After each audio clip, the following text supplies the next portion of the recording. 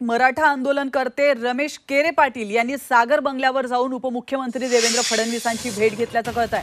मराठा आरक्षणाची भूमिका स्पष्ट करावी अशी मागणी यावेळी त्यांनी केली आहे। तर मराठा समाजाचा राजकीय फायदा घेतला जात असल्याचा आरोप देखील त्यांनी केलाय आणि या आंदोलनाचा शेवट शरद पवारांच्या घरावर होईल असा इशारा देखील केरे पाटलांनी दिला।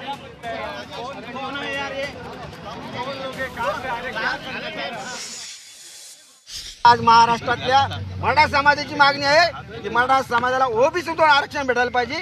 तुमची पक्षाची भूमिका आहे ती स्पष्ट करा। त्यांनी मला या ठिकाणी सांगितलं की मी मीडिया समोर काय बोलायचं ते भाजपची काय भूमिका आहे या ठिकाणी मी स्पष्ट करतो। आमच्या या आंदोलनाचा शेवट शरद पवार यांच्या घरावर होणार आहे। त्यामुळं कोणाला काय आरोप करायचे करू द्या।